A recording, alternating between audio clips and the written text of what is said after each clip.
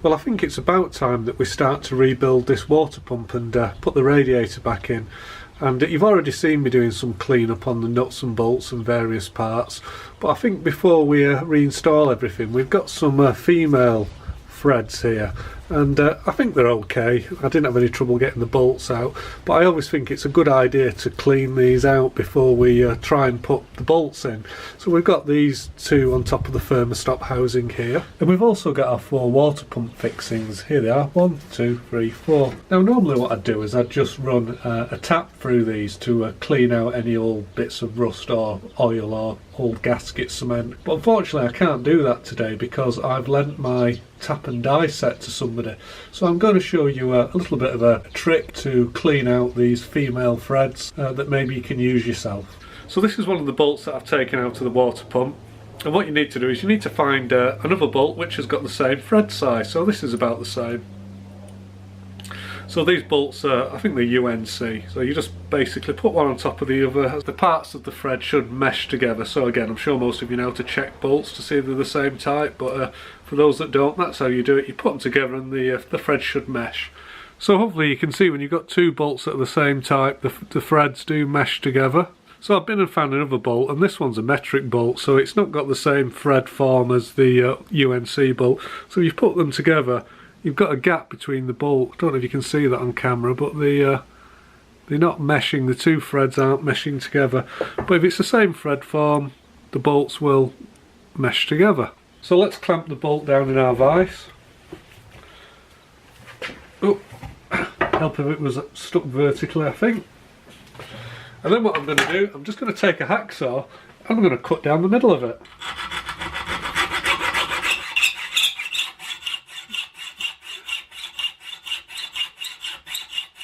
And what this has effectively given us, it's kind of like a little scraping tool that we've made up. When we actually screw this in now, we've got some little sharp edges here. I can actually feel some little burrs on them, but they're okay. These little sharp edges where the saw cutter's gone down, they're going to create lots of little scrapers, and what they're going to do is they're going to dig into the female part of the thread form, and all the gunge and the rubbish that's in there, it's actually going to end up in this slot here. All we've got to do is just going to screw our little scraping tool in there.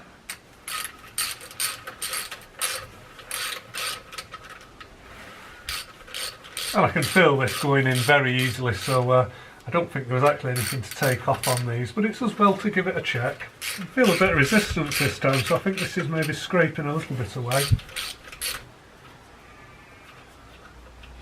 So hopefully you can see that this little slot that we cut into our bolt, it's now full of oily gunk and rubbish, and so what we'll do is we'll just give this a bit of a clean, and we'll clean the thermostat housing. We'll just blow it out with some compressed air, and then we'll go ahead and we'll just clean the other 4 bolts which are going to hold the water pump onto the engine block.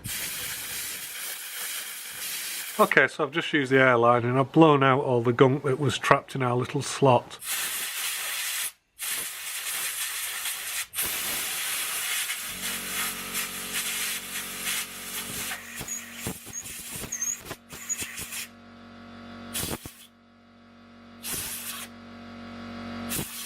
So there you go, the holes in our engine block are lovely and clean now and ready to reassemble the water pump. And we also tidied up the thermostat housing, so that's good as well.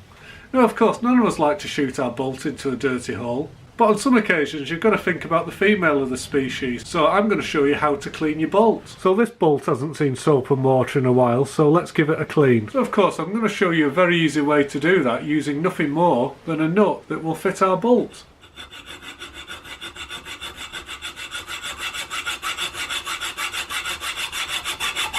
So I've taken our saw and I've just cut halfway through our nuts here. Now surprisingly enough, this trick doesn't work half as well if you cut all the way through the nuts.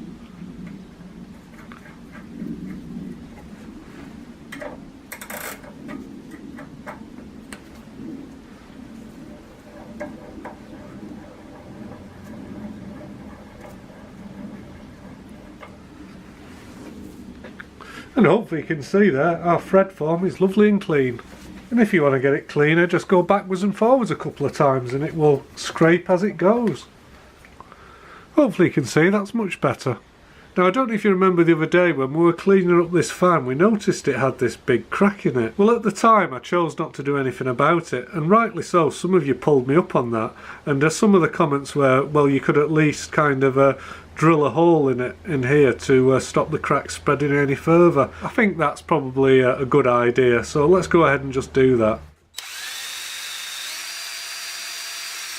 Now, of course, this fan is made out of 2 pieces of metal which are just riveted together with these 4 rivets, and unfortunately I was a little bit heavy-handed, and I only intended to go through this top sheet of metal, but yeah, that's the way I am with a drill. I ended up going all the way through, so it's come through the other side as well, but at the end of the day I'm not too worried.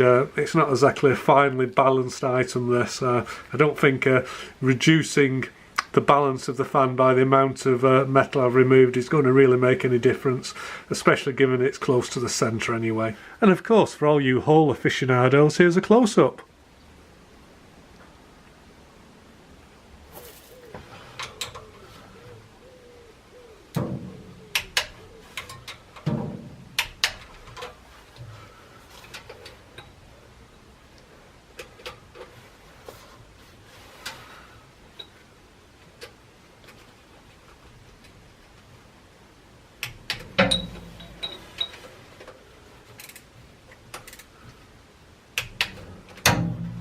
Doing these up with a torque wrench, and I'm probably setting them a little bit under the manufacturer's recommended setting, because I would rather have something to tighten up than actually have them too tight and risk stripping something.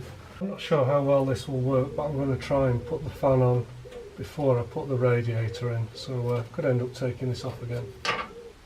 And of course, because I don't want this coming up, I'm going to use some thread locking compound on the screws that I put in.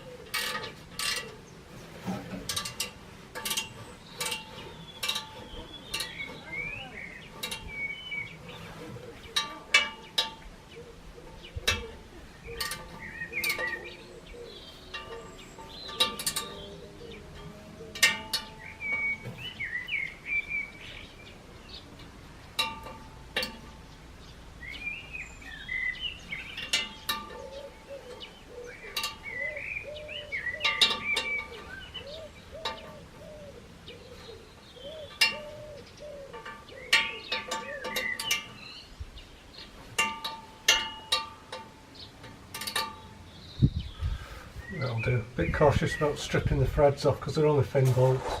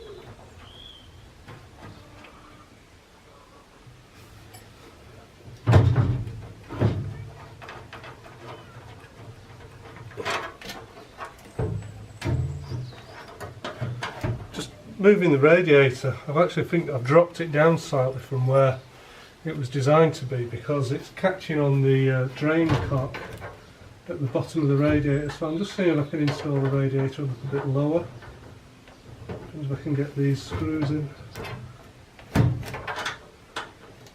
Hopefully you can see there's actually two sets of holes here on this radiator, and so it obviously allows some adjustment. So the first time I put it in, I was on the these bottom set of holes, which I've actually measured these holes against the old radiator, so that should actually be the correct position.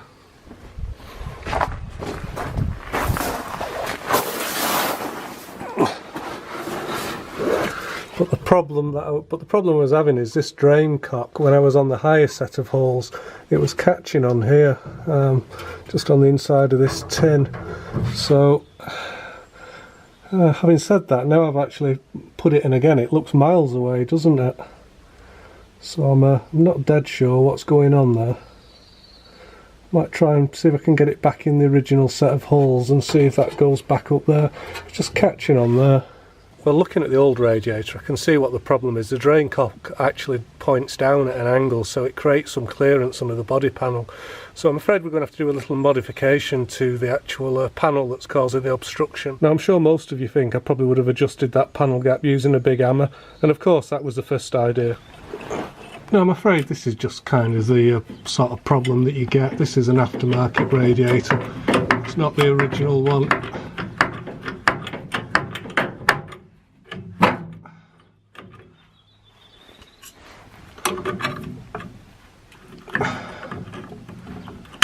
See how we did with that.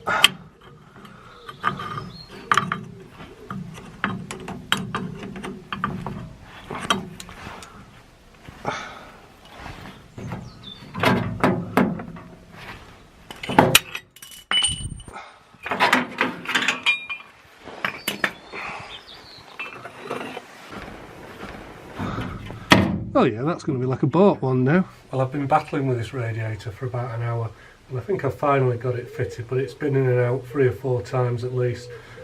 Like a lot of you know, replacement car parts, everything almost but doesn't quite fit, whether or not it's just the last 60 years of the body flexing, the fact that I think some of these holes aren't dead in alignment, you know, it's not an original pattern part. So the holes are in approximately right place, but you know, they're not in a good enough place to get all the bolts in, so you get like 3 bolts in and then you can't get the last one in and it starts going cross-threaded. Then you've got to take the radiator out, repair the bit of cross-threading damage that you've done, put it back in, have another go, put some shims in, jack the body panels out. You know, it's a bit like the way they used to fit engines to E-type Jaguars that involved a big lump hammer. So I'm in eventually, got a couple of little scrapes and dings on the radiator, on the matrix, on the fine fins, but I'm afraid I couldn't avoid that. I've done my best with it, but it's been an absolute swine. I just hope I don't have to take this radiator out again, but we'll see.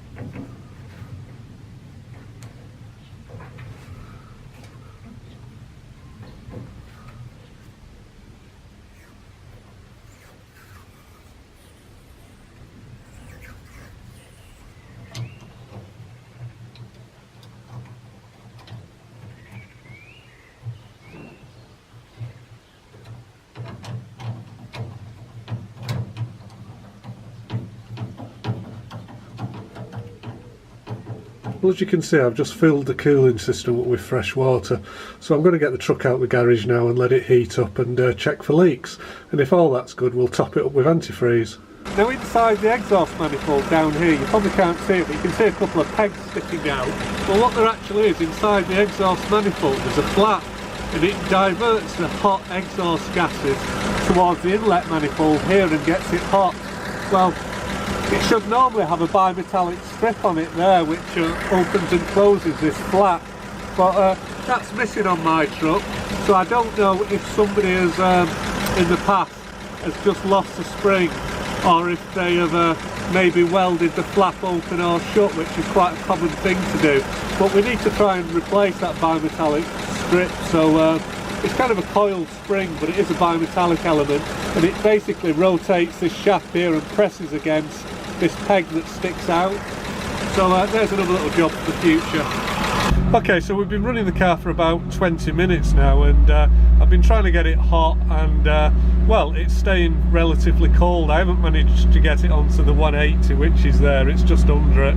So I'm guessing that means that you know, the radiator and the new radiator and the water pump is certainly doing its job. Don't seem to have any leaks, which is another good thing, which you know, we don't want any leaks. So that looks like it is a little bit of a success. So far so good. I've just been round it, I've just checked all the fasteners again and made sure everything's tight, because first time it all gets hot, everything settles down a little bit. But I'm pretty sure we don't have any leaks, but when we put some antifreeze in, if there is a leak, that will find it, because it tends to be a little bit more searching than water antifreeze. Obviously dripping oil, but that's nothing new. So where's that water drip coming from? So we've got some bolts here that hold the bottom of the radiator frame in, and I've noticed these were loose before, so there's another job to sort out. But there appears to be some water on here. What's that? Well, that looks like an old nut that's been used as a packer. So these are wet, but I don't know whether or not they're from when I filled it or not. Let's dry them off.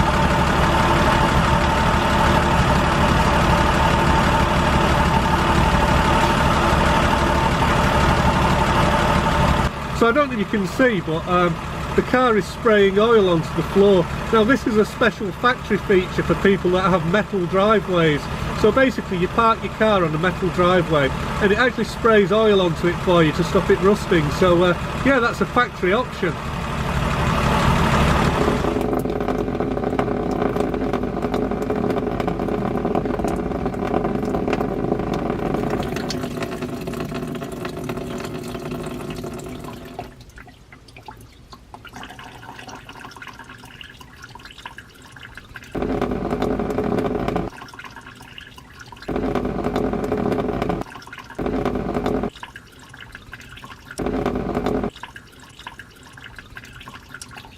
I'm sure you'll remember not so very long ago my truck broke down again, and we thought at the time it was fuel starvation, so I went ahead and I replaced the electric fuel pump with the original factory mechanical one, and we also installed new fuel filters. Well, here's the old filter, and as you can see it was in a right disgusting state, wasn't it? So we've got rid of that. That's the old one. But I also tipped out the inside, you know, the contents of the fuel filter into the bottom of this container, and you can see it's actually just thick with dirt and crud and rust, etc. So all that's come out of the old tank. So I don't know, it could be that we've got a rusted out tank, it could just be that this filter has been in a very long time, but we'll have to keep an eye on that going forward and make sure it doesn't get in such a horrible state again. But you know, what a mess.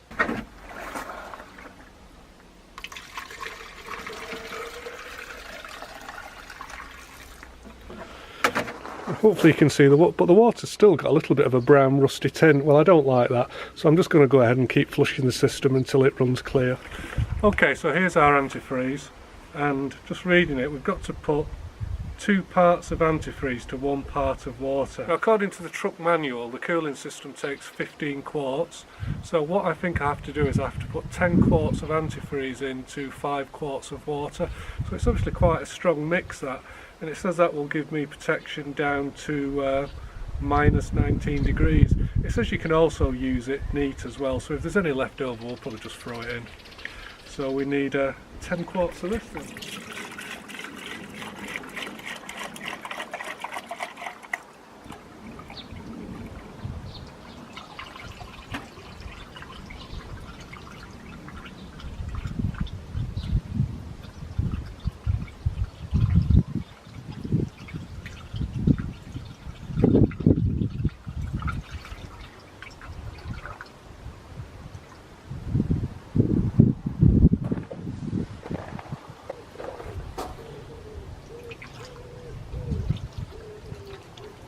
So it does look like there was obviously quite a lot of water still in the block, even though I thought I'd drained it down.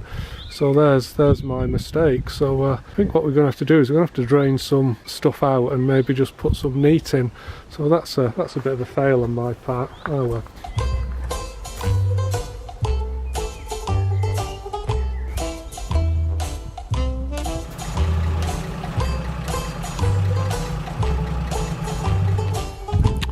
So annoyingly, I've only got one ball. Hope you can see that. We've just got one of the red balls floating, so unfortunately that does indicate that we're a little bit low on our antifreeze mix. So it looks like I'm going to have to get a bit more neat antifreeze and drain the system and just top it up a little bit, because there was obviously a lot more water in it than I'd assumed, so my bad. Anyway, I'm going to call that done for today. It seems okay, so until next time, bye bye for now.